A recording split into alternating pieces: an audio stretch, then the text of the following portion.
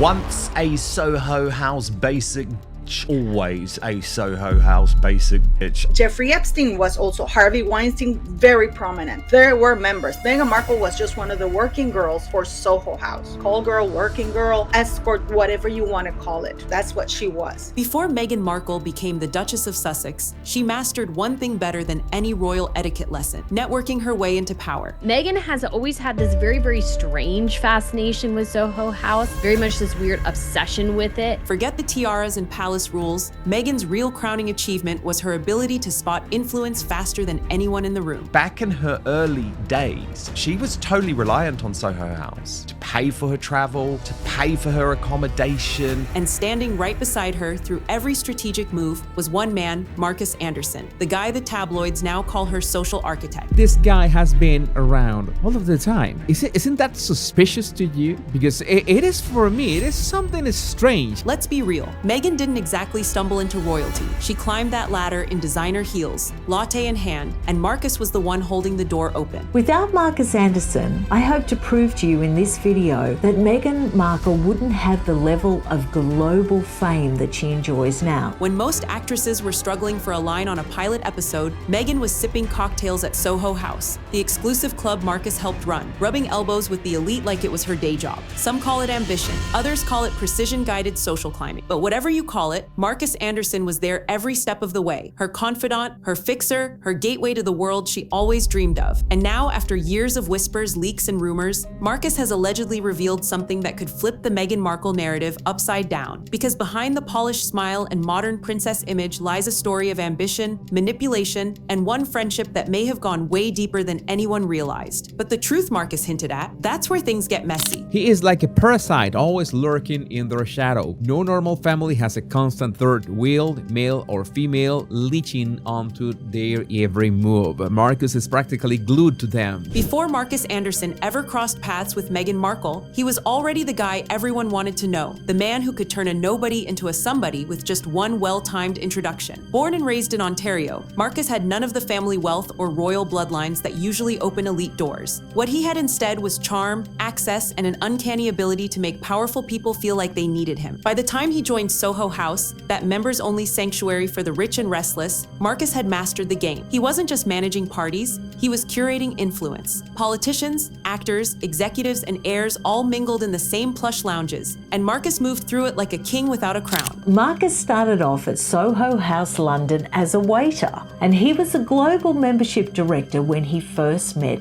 Meghan. That's where Meghan appeared, a rising actress filming Suits and already craving more than Hollywood could offer. To Markus, she wasn't just another actress trying to score a table. She was ambitious, polished, and clearly ready to climb. He saw potential, not just for friendship, but for strategy. And when Markus invited Meghan into the Soho House circle, everything changed. Suddenly, she wasn't just a supporting actress on cable TV, she was a name whispered in rooms that mattered. Markus didn't just open doors, he rewrote her guest list. He was the key holder to elite society, and Meghan knew it. It wasn't about romance or gossip, it was about leverage. Together, they started building connections that would reshape her entire future, one cocktail party at a time. But what Markus didn't know then was that this friendship, built on glamour and access, would one day make him one of the most talked about names in royal controversy. You know, this is what Meghan has been doing. She's a piece of Klingon, you know, like she clings to somebody who can get her there. So Meghan manages to befriend one person of a very popular group, and then that person introduces her to the others. And that because that she's being brought in by somebody they trust, she's welcomed in. When Meghan Markle and Markus Anderson's paths finally intertwined, their connection was instant, not romantic, but electric in ambition. Markus wasn't the type to waste time on small talk, and Meghan wasn't the type to settle for small dreams. Together, they became a social power duo, one that thrived on strategy, charm, and impeccable timing. Markus saw in Meghan what few others did, someone who could blend Hollywood glamour with royal-grade social finesse. She was articulate, camera-ready, and always calculating her next move with a smile. And Markus? He had the keys to every backroom dinner, private villa, and whispered gathering of the global elite. When the two started appearing at Soho House events, people noticed. Meghan had transitioned from that actress from Suits to the woman everyone wanted at their table. Behind the scenes, Markus was the architect of her social transformation. Now his job was to go to a new city wherever they were opening up a new Soho House, and his job was to find the best and the brightest of that city to invite to the founding members party. And they didn't just invite invite anybody. To be a founding member, you really had to be somebody in the social scene of the city where they were opening up. He introduced her to designers, philanthropists, and influencers who could polish her public image. He arranged quiet getaways that doubled as networking opportunities, including one fateful weekend at Soho Farmhouse, the exclusive countryside retreat where Meghan reportedly met Prince Harry for the very first time. It wasn't luck, it was logistics, guided by Markus's invisible hand. To him, it was friendship. To Meghan, it was acceleration. Every introduction brought her closer to the life she envisioned, and Markus seemed to enjoy every step of her evolution. But as her spotlight grew, so did the whispers. People began to wonder, was Markus simply helping a friend rise, or was he pulling strings behind one of the most talked about royal romances of the decade? Because when ambition and influence mix, the results are never just coincidence. And that ridiculous story about how they first met, the whole thing was a tissue of inaccuracies, to be polite. When Meghan Markle crossed into royal territory, most of her old friends quietly faded into the background, but not Markus Anderson. While others kept their distance from the growing royal spectacle, Markus stayed close, too close for some inside Buckingham Palace. He wasn't a noble, a politician, or even part of the royal staff, yet somehow he was always there. Whether it was private celebrations, luxury getaways, or pre-wedding gatherings, Markus's name kept surfacing like an echo that refused to fade. To palace insiders, he was an anomaly, an outsider who somehow managed to slip through the gates of the world's most guarded institution. His connection to Meghan wasn't just tolerated, it was noticed. Meghan Markle only becomes prominent for Soho House, guys, after she starts being on Suits and she's introduced to Markus Anderson. And then she gets more consistent and more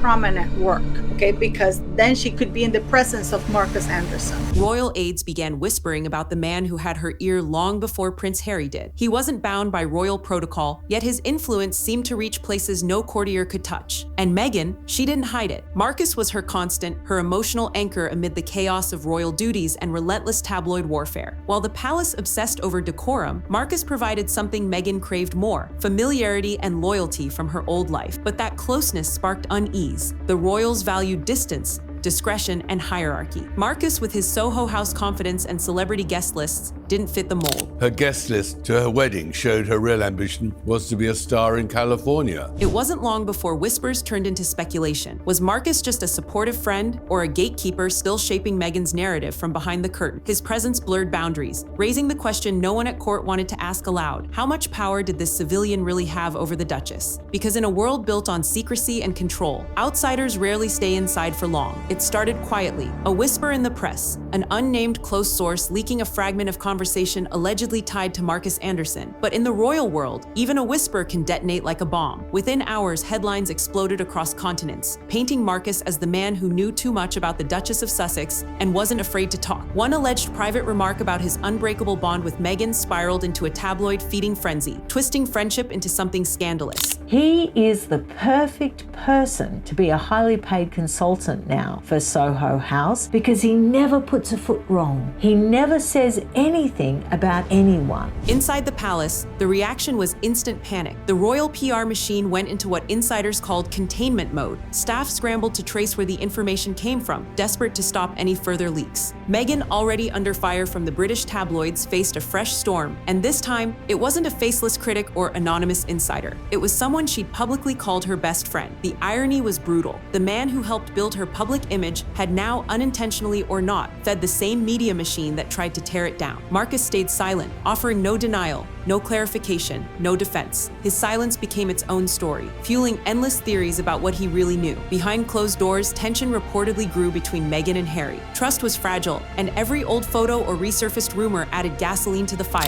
Markus fulfilling another role with Meghan Markle, and about there being lovely sailing days on the beautiful blue ocean. For Meghan, it wasn't just about reputation, it was about betrayal, real or imagined, because when your closest friend becomes the center of a royal scandal, there's no easy escape. And for Markus Anderson, the man once celebrated for his discretion, one leak was all it took to turn him from trusted confidant into a potential liability. Once the leak hit the headlines, the royal circus went into overdrive. Tabloids smelled blood, and Markus Anderson's name became the hottest topic in both London and Los Angeles. Photos of him and Meghan from years earlier suddenly resurfaced, smiling at parties, traveling together, whispering during events. Each image was reinterpreted, twisted and exaggerated into evidence of something more than friendship. The narrative snowballed. Meghan was the manipulative duchess, Markus the secret keeper, and the monarchy the innocent victim caught in the chaos. Meghan Markle has never been a member. I don't know if she's become a member now, but she had been working for Soho House since at least 2005. Behind palace walls, things were far less composed than the press releases suggested. Senior aides launched an unofficial operation to contain the narrative. Calls were made, stories pulled, journalists warned. Meghan's team, meanwhile, tried to humanize her, releasing carefully worded statements about loyalty, privacy, and friendship. But the effort felt like trying to stop a hurricane with an umbrella. Every clarification only fueled more speculation. For Meghan, the emotional toll was massive. She'd already been painted as a disruptor within the royal family, and now her closest friend was being cast as her accomplice. Markus, however, vanished from the spotlight entirely. No interviews, no statements, no appearances. His silence only amplified the noise. They just wanted to land a rich man and make easy money. To many observers, the royal institution's desperation to control the story revealed something deeper. Fear. Fear that Markus might say more. Fear that he could confirm rumors that the palace wanted buried forever. And while Meghan's supporters rallied online, the damage to her image had already been done. Because in the world of monarchy and media, perception is power, and once it slips, even the crown can't get it back. For years after the scandal, Markus Anderson remained a ghost, his name whispered in royal gossip circles but never spoken publicly. Then, unexpectedly, he surfaced, not with a tell-all book or a dramatic interview, but with a subtle confession during a private event that somehow found its way online. His words weren't explosive, but their tone was calm, reflective, and strangely revealing. He knows, and everybody all around the world, that you would want to know. The very rich, the very connected. Anybody who is anybody would be in Markus Anderson's little black book.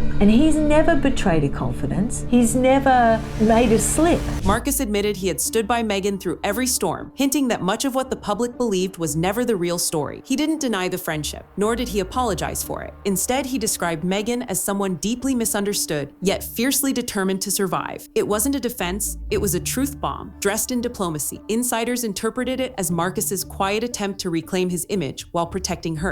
Others saw it as strategic damage control, a way to reset the narrative without reigniting old fires. Still, that statement reopened wounds. Why speak now? Why after all the silence? The timing fueled speculation that Markus wanted to distance himself before more rumors emerged. Yet what struck many was his restraint. He didn't attack the royals, nor did he expose Meghan. He simply confirmed the loyalty, even after being dragged through global scandal. To Meghan's critics, it was manipulation. To her defenders, proof of enduring friendship. But to everyone else, it was a reminder of how entangled power, privacy, and ambition had become. Markus may not have betrayed Meghan, but his quiet revelation made one thing undeniable. The truth about their connection was far more complicated than anyone imagined, because sometimes the real story isn't in what's confessed, it's in what's left unsaid. After Markus Anderson's quiet revelation, the storm finally began to fade, but the damage lingered like a permanent shadow. Meghan Markle, once the dazzling outsider who shook up centuries of royal tradition, found her circle shrinking to almost nothing. The glamorous brunches,